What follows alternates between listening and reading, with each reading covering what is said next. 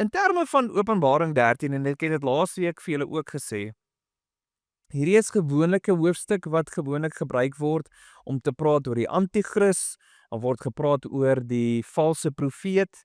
En is my baie moeilik gewoonlik, en ek het laas ook gesê, ek dink my grootste probleem oor die interpretasie van hierdie tipe goeters is omdat 27 jaar terug was ek baie opgewonde en ek was ingesluk gewees in hierdie tipe gesprekke, die anti-kris en die eindtye en die al die goeters. En in 1999 toe was dit groot gewees in terme van dis nou die eindtyd. En toe kom 1 Januarie 2000, toe kom my groot teleurstelling en vir die volgende paar maande na my ma hulle blikkies en blikkies en blikkies kos opgegaar het, moes ons blikkies en blikkies en blikkies en blikkies kos geëet het. En die sad deel is ek weet nie wat gebeur nie, maar daar's altyd blikkies kos wat niemand wil eet na die tyd nie. Ek weet nie hoekom word hulle van die begin af gekoop nie, maar hulle was gekoop, hulle was onder die bed geprop en toe moes ons deur daai blikkies kos werk. En ek dink die blote feit is net, ek dink van daar af in die laaste 26 jaar het 'n mens al soveel verskillende tekens gehad en daar was soveel verskillende persone wat die titel anti-kris gedra het en daar was soveel wêreldgebeure wat gesê het hierdie is nou die eindtye en daar was soveel verskillende goeters wat die teken van die merk van die dier gaan wees. En so in hierdie tydperk was daar datums gewees oor wanneer gaan die wegraping plaasvind. En so ons kyk net in my beskeie 26 jaar en dan dink ek by myself, ons het nou al dit so te vers raak gesien en op die einde van die dag, ek dink is ons so ingestel vir dit en ek dink ernstig het die eindtye gesprek net vir my sy punch verloor. Nou moet dit baie versigtig wees, want ek weet ek sit in die gevaar dat ek nie ook 'n teken is van die eindtye nie. Want onthou nou, dis die groot ding, is ouens wat se ore ingestel is vir hierdie, kyk na alles om hulle en alles word tekens, so sien, die Bybel sê in die eindtye gaan daar mense wees. En as jy sit en dink 2 Petrus 3, dan skryf Petrus spesifiek en hy skryf van 'n groepering mense, want julle moet nou onthou, die apostels, hulle was disippels, hulle is nou apostels, hierdie ouens loop en vertel almal en sê Jesus kom nou terug. En nou is daar 'n klomp mense en hulle begin nou vir Petrus hulle vra, hoorie, maar julle het nou gesê hy kom terug. Wanneer kom hy terug? En so nou was daar gesprekke en gemokkery en alles wat plaasgevind het op grond van dit. En dan skryf hy 2 Petrus 3 en ek lees vir jou 2 Petrus 3 vers 3 en vers 4. Hy sê: "Heel eerste wil ek julle herinner dat daar in die laaste dae mense op die toneel sal verskyn wat waarheid bespotlik maak en doen net waarvoor hulle lus is. Hulle sal soos volg redeneer: Jesus het beloof hy sal terugkeer, nie waar nie? Maar nou wat het dan van hierdie belofte geword?" En so dit sou nou baie maklik wees vir iemand om nou na vir my te kyk en sê, ja, maar Jean, jy het nou sinies geraak en jy steun nou nie meer uit nie. En sien, die Bybel sê in die laaste dae gaan daar mense soos jy wees. En ek wil weet, enigiemand wat my langer as 2 minute ken, weet 2 goeters. Nommer 1, dat in my wese is ek opgewonde oor die feit dat Jesus iewers gaan terugkom. In my wese verwag ek dat Jesus terugkom en ek sal dit verklaar met soveel energie wat in my is wat ek kan. Jesus gaan terugkom, ek is oortuig van hy het opgegaan hemel toe en hy kom weer terug. Die woord sê dit konstant vir ons. So daai twyfel ek nie eers vir 'n oomblik nie. Die tweede ding wat jy ook my altyd sal voorken is, ek is iemand wat vir jou sal sê, lees daarom net meer as 2 versies in jou Bybel. Op die einde van die dag moet ons die woord ken, ons moet die woord gaan deurworstel en hom verstaan in sy konteks. En hierdie einste gedeelte waaroor hy praat, oor mense wat so praat oor Jesus wat terugkom, gee eintlik vir ons wat moet ons doen en hoe moet ons dink oor die terugkoms van Jesus. En so as jy verder lees in juis 2 Petrus 3, sê hy vers 9, hy sê die Here stel nie die vervulling van sy beloofde terugkeer uit soos party mense dink nie. Nee, hy wag geduldig ter wille van julle. Hy wil nie hê dat sommige verlore gaan nie en daarom gee hy meer tyd dat almal tot inkeer kan kom. So die rede hoekom ons nog nie die wederkoms van Jesus beleef het nie, is want ons besef daar is nog mense wat hom moet kies en volg. Dis wat gebeur. As ons nou gekyk het net na ons studie wat ons gedoen het in Romeine 11, dan besef ons dat wat ons sien is ons sê en wanneer die volle tyd van die heidene Jesus begin volg, is wanneer die Jode dan gaan weer deel word en hulle gaan weer tot bekering kom. En so ons sien dat daar gaan 'n sekere punt wees wanneer alles kan verander. Maar wat is ons fokus nou? Ons fokus nou is om te getuig en mense te vertel van Jesus. Dan sê hy hierso, vers 10, maar die dag van die Here sal so onverwags kom soos 'n dief. Dan sal die hele hemele met 'n groot gedruis verdwyn en die hemelliggame in vuur opgaan en die aarde met alles wat daarop is vergaan. Aangesien alles om ons so gaan wegbrand, moet julle 'n leefstyl soveel te meer aan God toegewyd wees en moet julle naby hom lewe. Sien uit na die dag van God en maak dat dit nog gouer kom, die dag waarop die Here die hemele aan die brand sal steek en die hemelliggame in vlamme sal wegsmelt. Daarom, geliefdes, terwyl julle wag op hierdie moet gebeur. Nou sê hy vir jou, ons sien uit, daar gaan 'n dag kom wat Jesus terugkom en dan gaan die eerste ronde het hy alles vernietig met water, hierdie ronde kom hy met vlamme. En so wat gaan gebeur in hierdie keer? Wat gebeur tussen nou en dan? Wat moet ons doen? Hy sê vers 14, daarom geliefdes, terwyl julle wag dat hierdie dinge moet gebeur, moet julle hard werk om vlekkeloos en sonder fout deur God bevind te word. Lewe in vrede met God en onthou dat die Here se geduld is 'n geleentheid om verlos te word. So met ander woorde, terwyl ons wag, hou jou saak met die Here reg, leef heilig voor God. Dis wat ons moet doen in ons wese, moet ons heilig leef voor God en weet dat die tyd wat ons nou het, is tyd wat God vir ons leen, sodat ander mense verlos kan word. So wat is ons verantwoordelikheid? Gaan uit, maak disippels. Dis ons hart, dis wat ons moet doen. Nie een van ons is gevry waarvan dit nie. Gaan uit, maak disippels. Dis wat moet gebeur. So met ander woorde, ek is nie hierso en ek is nie besig om te kla oor die interpretasie van Openbaring 13 en dis omdat ek sinies is oor die terugkoms van Jesus nie. Ek dink as ons nou wil praat oor die wegraping, daai is 'n hele ander vraag en ek meen want tot op nou toe het Openbaring in homself nog nie vir ons baie aanduiding gee van die wegraping nie. Die dag wanneer ons by Tessalonisense uitkom, dan kan ons daai gesprek weer oopmaak, maar tot en met nou toe om Openbaring 13 te lees met die idee op die anti-kris en die valse profeet, weet ek nie noodwendig of dit sy oorspronklike konteks is wat ons dit moet inlees nie. Want as ons gesê het, ons doen Openbaring 12 en 13, dan volg ons sekere stappe. Nommer 1 is ons weet, Satan is iemand wat dekonstruktief is, wat beteken, hy kan nie skep nie, hy boots na. So met ander woorde, ons sien 'n namaaksel wat plaasvind in Openbaring 13. So ons sien sy karakter wat uitkom. Hy is besig om iets te produseer wat 'n nabootsing is. Die tweede ding wat ons wel sien, is ons sê, wat het ons eerste leser verstaan toe hy die brief gedoen het? Dis een ding om te kan sê dat profesie, jy gooi 'n profesie uit en daai dinge het nooit 'n expiration date nie. Ek meen, ek dink dit was voor COVID gewees.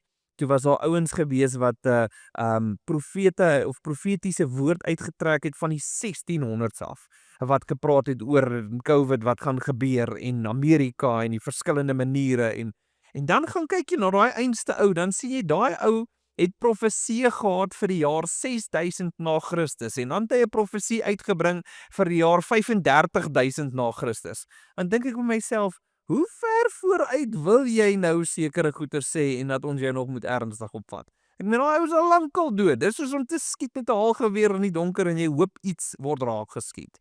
Ons moet verstaan dat wanneer ons dink aan profesie, iets wat 2000 jaar terug gebeur het en wat ons nou wil van toepassing maak, moet ons baie versigtig wees, want profesie het 'n korttermyn vervulling en 'n langtermyn vervulling.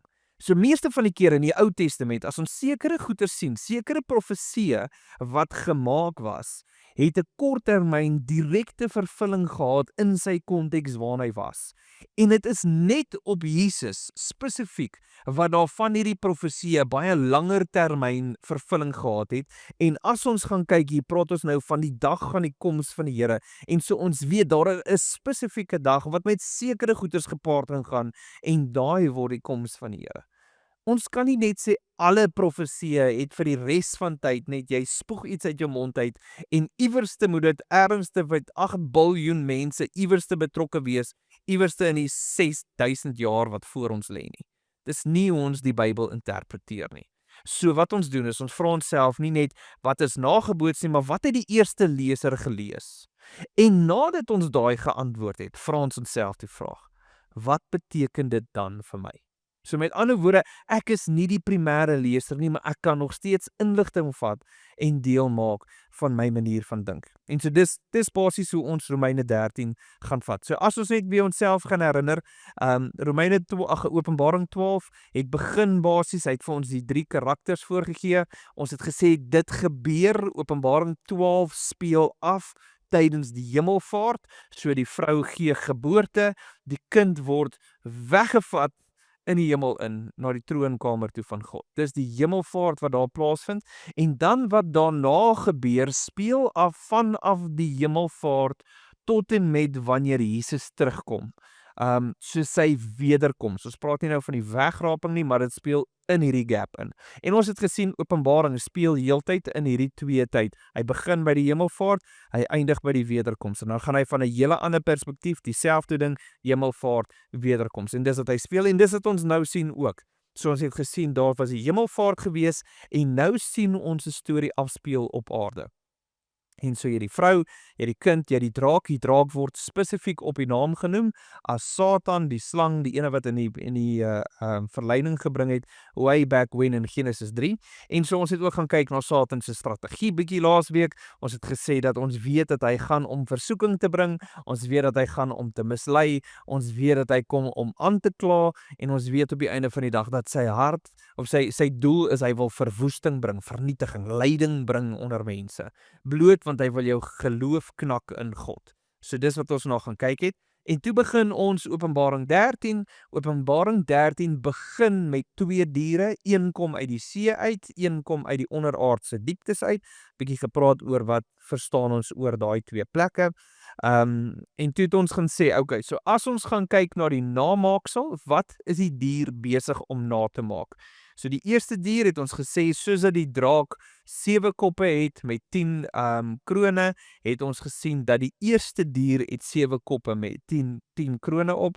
En so dan het ons ook gepraat oor hoe daai krone dieselfde deurtrek tot by Jesus.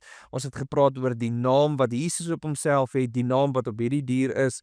Dan het ons ook gesien dat sy beskrywing van die dier is spesifiek 'n luiperd, pote van 'n beer, mond van 'n leeu. Ons het teruggegaan na Daniël 7 toe, en ons het gesê dit kan moontlik wees dat hierdie dier verteenwoordig 'n regering wat daai tyd kon plaasgevind het, en ons het gaan kyk fisies hoe dit gelyk onder Nero, onder Domitianus, en hoe hierdie goeters 'n rol kon gespeel het. Ons het gepraat oor die wond wat gesond geword het, wat die implikasie dit met Rome gehad het, hoe hierdie 'n namaaksel is van Jesus, wat verwond is aan die kruis, wat dood gegaan is, en dan sê hy, op grond van die wond het mense agter die monster begin aanloop, en hy gaan so ver, hulle het in aanbidding neergeval voor hom. Dis wat gebeur het, Jesus het uit die dood uit opgestaan, mense het Jesus begin volg, en ons aanbid Jesus, en ek dink dis belangrik om te verstaan, dat hierdie dier word die namaaksel, die counterfeit van wat oorspronklik plaasgevind het.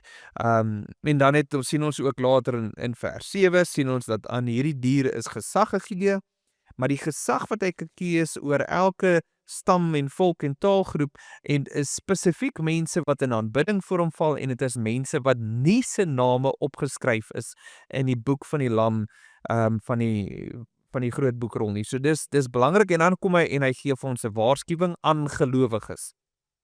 So Johannes skryf aan die gelowiges, en hy sê vers 9, hy sê elkeen wat 'n oor het om te luister moet hoor. Wie vir gevangenskap bestem is, gaan in gevangenskap ingaan. Wie bestem is om met die swaard doodgemaak te word, sal doodgemaak word. In hierdie sake het die gelowiges volharding en vertroue nodig. En so word hierdie ding gesê om te sê, wees reg vir wat nou gaan plaasvind. En so dit sit ons oor dan basies op die tweede dier. So die tweede dier, as die eerste dier die namaking is van Jesus, word die tweede dier die namaking van die Heilige Gees. Onthou ons het gesê dat die draak en die twee diere verwys basies na die heilige, die onheilige drie-eenheid, en dit basies verteenwoordig God die Vader, die Seun en die Heilige Gees, en maar hierdie is die gebrokenheid of die namaaksel of die counterfeit, die vernietiging daarvan. So vers 11. Toe het ek 'n ander dier uit die aarde sien opkom. Hy het 2 horings gehad, net soos 'n lam, maar hy het soos 'n draak gepraat. Nou, hy kom hierso spesifiek en hy praat oor dat hy 2 horings gehad, net soos 'n lam. Hy gee nie die beskrywing van die dier om te sê dat die dier lyk soos 'n lam nie. Hy praat spesifiek van die horings, lyk soos die horings van 'n lam. Nou 'n lammetjie het nie vreeslike horings nie. Dit is gewoonlik sulke klein knoppies wat begin uitkom, maar ultimately wat ons kan aanneem, so ons neem dit aan dat ons verwag dat Johannes dalk skryf dat die dier lyk soos 'n lam. Hy sê dit nie eksplisiet in ons vertaling nie, maar dit kan wees dat hy voorkom soos 'n lam. So as dit is wat hy bedoel, dan verstaan ons dat wanneer ons dink aan 'n lam is gewoonlik onskuldig, hy is gewoonlik, daar is sagtheid wat saam met 'n lam kom, en hy is weerloos. So as jy dink aan die Ou Testament, hoekom het hulle lamme gebruik as 'n offer? Bloot want die lam is onskuldig en sy onskuld word op jou geplaas. Dis hoekom Jesus onskuldig was toe hy op die kruis was, en sy onskuld word op jou geplaas. So met ander woorde, die lam word voorgegee as onskuldig. Nou in hierdie geval kom hy voor soos onskuldig, maar wanneer hy sy mond oopmaak, het hy die natuur van die draak. So hy kan in sy wese nie wegsteek wie hy is nie. Hy kom voor soos onskuldig, maar sy hele binneste wese is dit van die draak.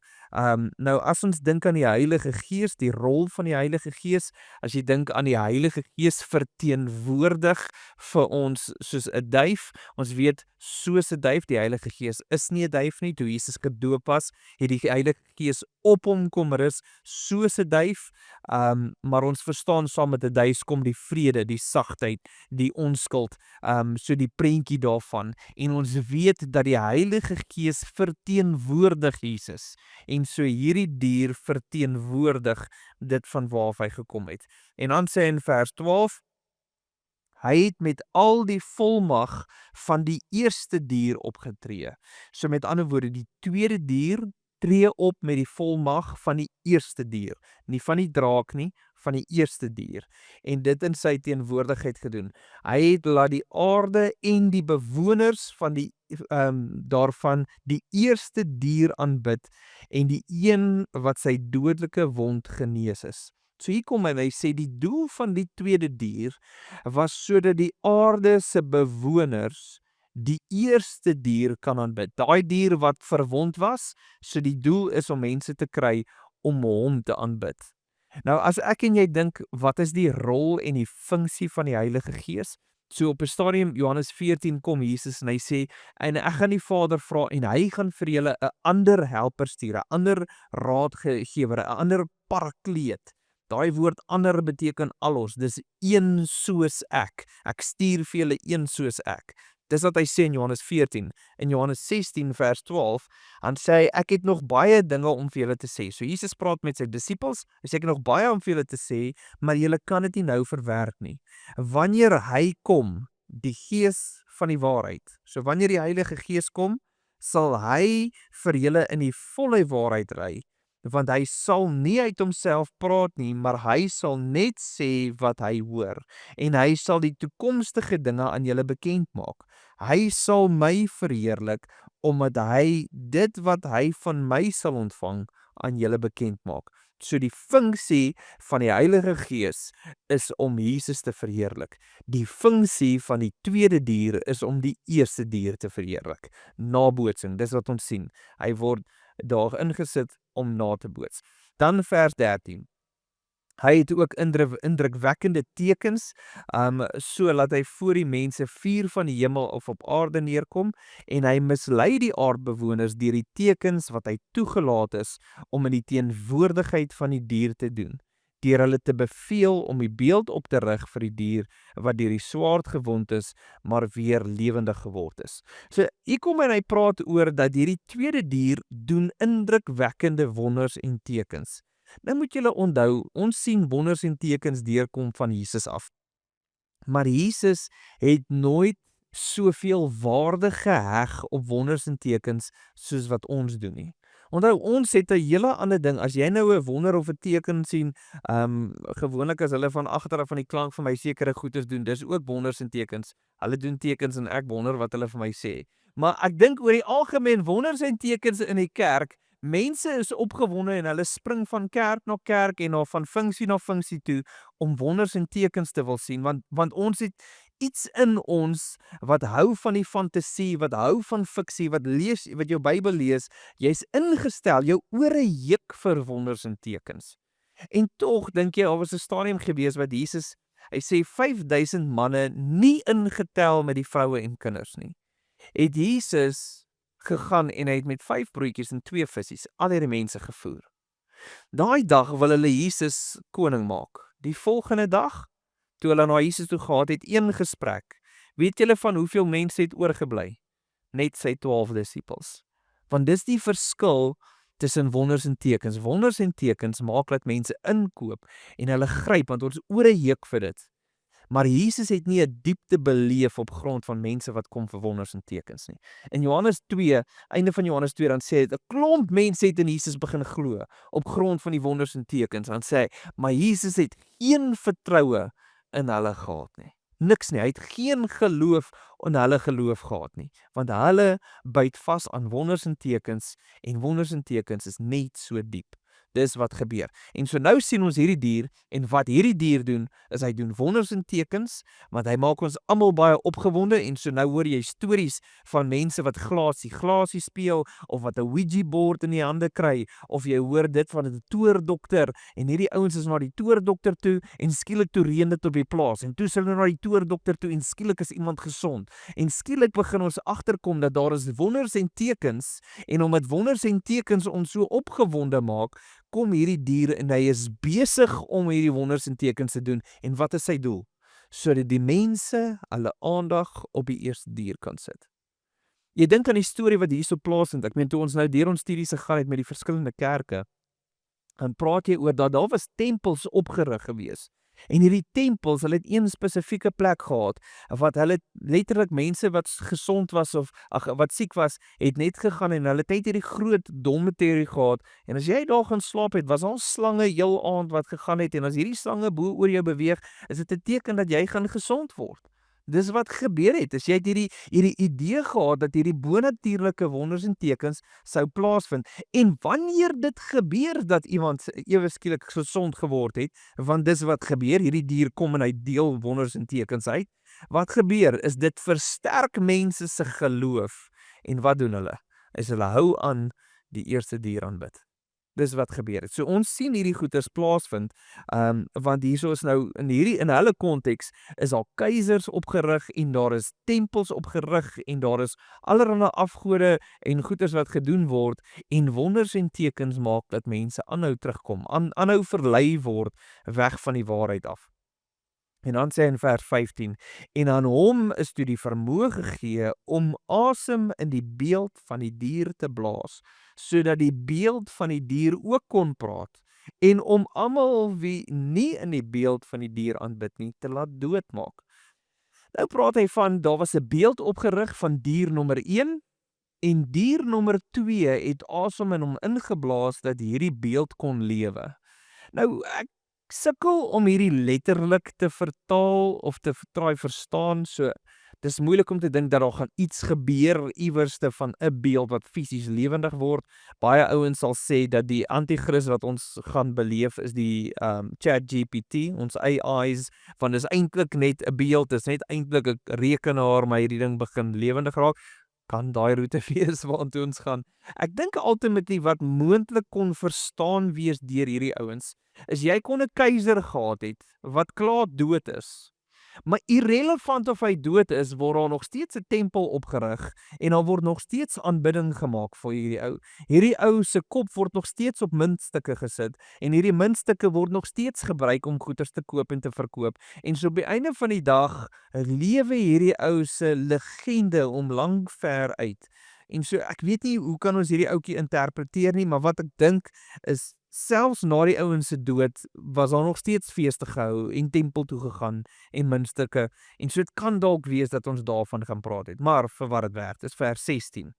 Hy het ook almal, klein en groot, ryk en arm, vry mense en slawe verplig om 'n merk op hulle regterhand of op hulle voorkop te laat aanbring, sodat niemand behalwe die met die merk van die naam van die dier of die getal van sy naam sou kon koop of verkoop nie. Nou, hierso is natuurlik een van die plekke wat ons almal 'n beroerte wil kry oor die merk van die dier en is hierdie ding wat ons nou al so deur soveel tye al traai uitfigure, wat is die merk van die dier? Nou, dis belangrik om te verstaan dat kom ons begin net eers met waar word hierdie merk gesit? Word op jou hand gesit en word op jou voorkop gesit.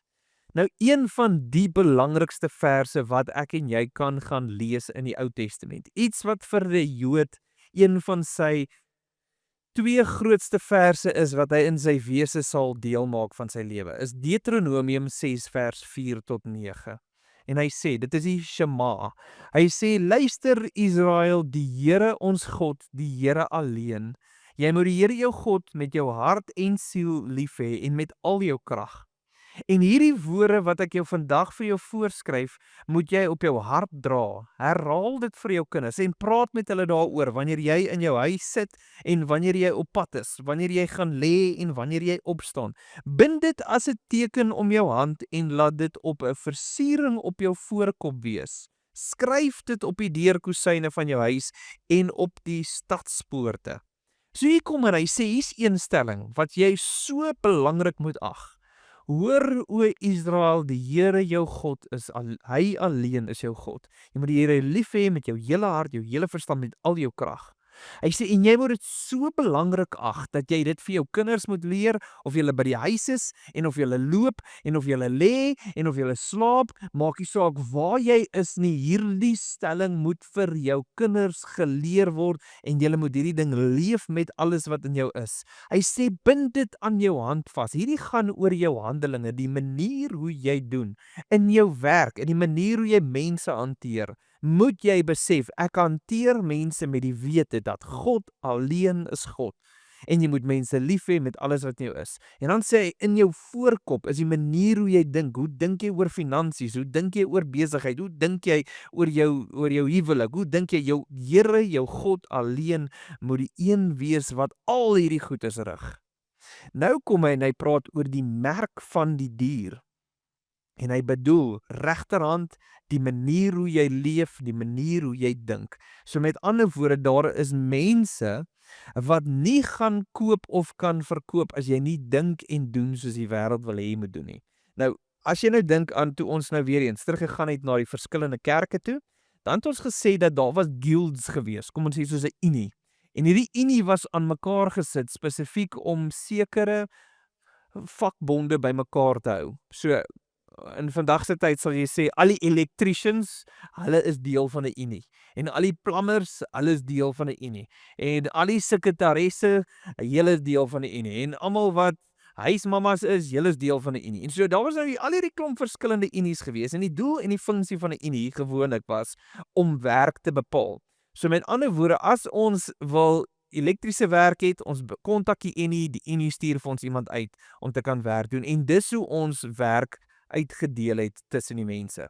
En so wat gebeur het is, as daar feestye was, dan het unies verantwoordelikheid gevat om in hierdie feeste sekere gode te aanbid. So die electricians, hulle het almal Apollos verafgod, en so hulle hele wese oor die feestyd wat hulle doen, is almal kom saam, ons bou ons oulike vlot, al ons verkope, al ons rituele, alles wat ons doen, die tempels waartoe ons gaan, is om Apollos byvoorbeeld te verheerlik. En dan die plammers, hulle was die god Pan gewees en so alles wat hulle gedoen het om die afgod Pan te doen. As jy nie deel was van daai feeste tydperk en daai goeters nie, kon jy nie deel wees van die unies nie.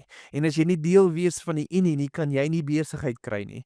En so jou dink en doen was afhanklik gewees van besigheid. So jy kon letterlik nie besigheid kry op die grond van as jy gedink het en gedoen het soos hierdie ouens het gedoen het, dan was jy fine. Nou sê hy vir jou, skielik is daar nou 'n merk op hierdie hand en op die voorkop van hierdie mense. Dis die doen en dink. En as jy dit nie so doen en dink nie, kry jy net nie geld of besigheid nie. Jy kan glad nie handel dryf nie. In dieselfde asem moet julle verstaan dat bo op die muntstukke was die keisers gewees.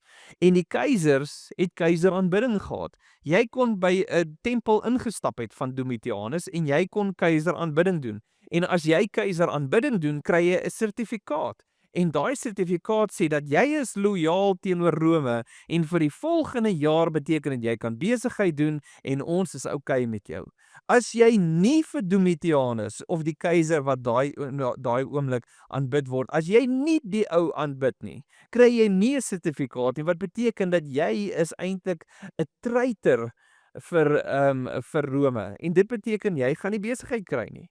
So mense moet nou met muntstukke rondloop of 'n sertifikaat kry of deel wees van 'n unie en as jy nie deel van hierdie goederes kan kry nie, kan jy nie koop of verkoop nie.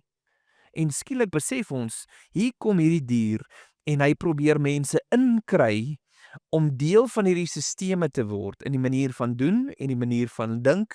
En as jy dit nie kan doen nie, sal jy nie kan koop of verkoop nie. Dis wat gebeur. So ons paas uit oor 'n fisiese merk, maar dan vergeet ons dat soos wat hierdie dier 'n merk op mense sit, het jy vergeet, is dit Openbaring 7 wat gepraat het oor die merk van God op sy mense? En net 'n paar verse later, jy gaan nou sien in Openbaring 14, gaan hy weer praat oor God se merk op sy mense. En so voordat ons te vinnig uitpaas oor die merk van die dier, kom ons gaan herinner net eers onsself net weer oor die merk van God op sy mense. Maar ons moet verstaan, hoe verstaan ons hierdie in konteks? En dan sê hy in vers 18, hiervoor is wysheid nodig. Wie insig het, moet die getal van die dier bereken, want die getal van die mens en sy getal is 666. So daarso is nou jou heebie-jeebies. As jy nou 'n telefoonnommer het en hy het 'n 666 in, dan vra hy vir MTN om asseblief jou 'n ander telefoonnommer te gee.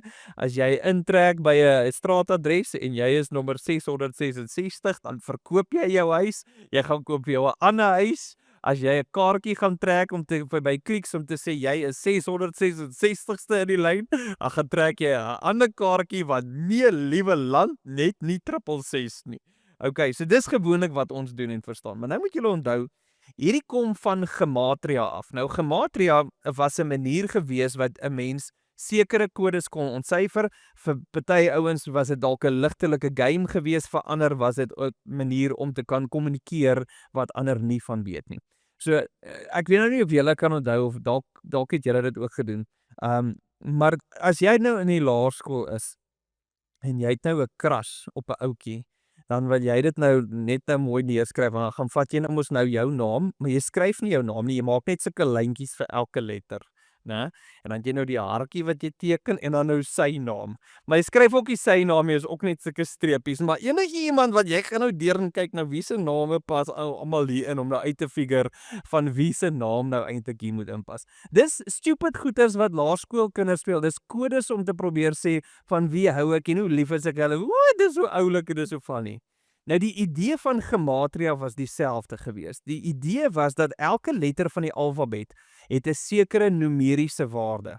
En so wanneer jy byvoorbeeld iets van iemand gee, jy gee 'n getal, kom ons sê 427 en sê kyk of jy kan uitvind wie hierso se nommer is 427. Nou moet jy gaan vat en elke letter gaan tel, bymekaar sit en sê, Marcus, ek het hom, hy is die yes, well done, jy is reg. Nou dis nou die idee wat gebeur het. Nou as jy die een ou gaan vat wat sy gesiggie gehad het op 'n muntstuk.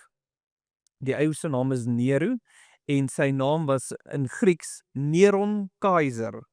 Dan vat hulle nou Neron Keiser en hulle doen presies dit. So met ander woorde, die N se waarde was 50, die R se waarde 200, die WAV, die O of die W soos dit ons hom sal sit, sy getal was 6 gewees, weer die N vir 50, die Q was 100, die S was 60 en die R weer 200. En as jy daai bymekaar sit van Neron Keiser, dan was dit 666. So dit was wat op het gewees het. En nou vandag kan jy kreatief wees, daar was 'n president gewees wat sy eerste letters het al 3 op 6 uitgeëindig en hy was die anti-kris en daar was 'n stadium wat die woord computer op 'n manier uitgewerk het op 'n 666 en so jy kan nou baie kreatief gaan wees. Wat jy nou nie geweet het van hierdie hele situasie nie. Neron Keiser, omdat syne uitgewerk het op 666, was dit nie vir baie ouens genoeg rede om te glo dat dit actually dit is nie. Maar toe begin hulle agterkom dat daar is 2 manuskripte wat ons het, van die ouer manuskripte van Openbaring. Nou, as jy nou vir jouself vra, hoe het jy uitgekom op jou Bybel? Jou Bybel het uitgekom want daar is 'n klomp ouens wat hierdie brief gevat en oorgeskryf het en elke brief wat ons het, word as 'n manuskrip geken. En so daar is 'n manuskrip met die naam Papyrus 115 en die ander een is Codex Ephraemi Recepticus. En beide van daai is ouer manuskripte van Openbaring en hulle lees nie hierdie gedeelte as 666 nie. Hulle lees hom so, die getal wat jy moet by opeindig is 616. Nou gooi dit jou hele teorie, want jy is dan mos nou so erg oor jou 666, jy het nou maar jou telefoonnommer al, is al 616, jy voel net beter want is nie 'n 666 nie. Maar hier is die groot ding wat hulle toe begin agterkom het, en toe begin hulle sien, dat in sekere areas, het hulle sekere muntstukke ook gehad. So, in die oosterlike gedeelte van die Romeinse koninkryk, het hulle coins gehad, wat spesifiek Neron Keiser opgehad het, wat Neron wat Grieks is. En daai kom uit op 666. Maar in jou Latyns sprekende areas was daar nie geskryf Neron nie, maar Nero Keiser. En dit kom uit op 616. En skielik het hulle manuskripte wat verskil is op grond van die areas waarin hulle gesirkuleer het. En jy het in daai areas muntstukke wat anders te gelyk het, bloot oor waar hulle gesirkuleer het. En skielik begin 'n mens homself die vraag af, maar wat is dan wel die teken van die dier? Is dit 'n 616? Is dit 'n 666? Is dit vir die coin of is dit iets anderste? So ek dink op die einde van die dag moet ons wel verstaan. Ons kan nou 'n klomp goeders vra en ons kan 'n klomp goeders sê. Wat weet ons? Ons weet dat Satan bootsnaam. So ons sien 2 diere en die funksies van hierdie diere was die nabootsing soos wat Jesus en die Heilige Gees gedoen en is absoluut vernietiging. Vir die eerste keer leser kon gekyk het na sy omgewing en hy kon dalk 666 sien of 616 en hy kon uitfigure wat dit beteken het. Hulle kon dalk kyk na die sisteme, hulle kon kyk na die tempelaanbidding, hulle kon kyk na die manier van koop en verkoop en hy het 'n sekere verstaan gehad oor hoe lees ons Openbaring 13. Dan vra ons onsself die vraag, wat se impak maak dit op my en jou? As ek en jy onsself moet herinner, dan besef jy die natuur van Satan is om te kom vernietig. En sy primêre funksie is mense wat leef, handelinge en dink soos wat die wêreld moet hê, weg van God af, om in te koop in hierdie wonders en tekens en alles wat so oulik is, wat vir jou ver meer oulik lyk, as wat dit regtig waar beteken om Jesus in sy volheid te volg. En so, ons sien hierso vernietiging wat plaasvind. En so kom ons raak nie vreesagtig vir dit nie, bloot oor ons gaan nou sien volgende week, oor dat God merk sy mense. Ek en jy het nie nodig om te vrees vir die goeters nie, maar ek is ook eerlik as ek sê, om te sit op jou stoep en te wag vir die volgende ou, wat die volgende teken het, oor wat is die merk van die dier, en waar dit vandaan kom, as ons moontlik bietjie geskiedenis gaan doen, mag ons dalk antwoorde kry. Maar ek weet, ons is besig met Openbaring, Openbaring is simbolies, en omdat dit simbolies is, kan jy of reg of verkeerd wees, daar is nie 'n tussen 'n opsie nie, So daar is 'n 50% kans dat ek in elk geval verkeerd was in die manier hoe ek vir julle hierdie verduidelik het, maar ek probeer altyd vir my personeel die volgende beginsel leer. Jou lewe sal baie beter gaan as jy weet dat Jean is altyd reg. So so vir wat dit werd is. Ja, ek sê dit met absolute nederigheid. Kom ons herinner onsself dat die interpretasie van hierdie ons kan ons beste doen met wat ons het, maar op die einde van die dag herinner ons onsself, ons is besig om 2000 jaar later 'n boek te interpreteer wat God geskryf het 2000 jaar terug. So mag ons getrou wees en die Heilige Gees vertrou om vir ons te lei in hierdie proses. So ek gaan afsluit met 'n gebed en dan as daar enige vrae is, kan julle vra. Here, wat 'n voorreg is dit wat ons het om tyd saam te kan spandeer. Mag ons met absolute nederigheid besef, Here, dat U is besig om ons te lei. Ek bid, Here, dat ons nooit vrees in ons harte sal kry nie, maar dat ons op die einde van die dag sal sien, Here, dat daar is 'n vyand wat wil vernietiging bring en dat in dieselfde asem dat ons sal sê, Here, maar ons het in ons wese 'n vreugde en 'n vrede wat gebou is op U. Mag ons hart rein hou voor U en mag ons op 'n plek wees, Here, wat ons besef dat ons wag vir U wederkoms en tot en met dan toe, Here, wil ons hart wees om ander te vertel van U in Jesus naam. Amen.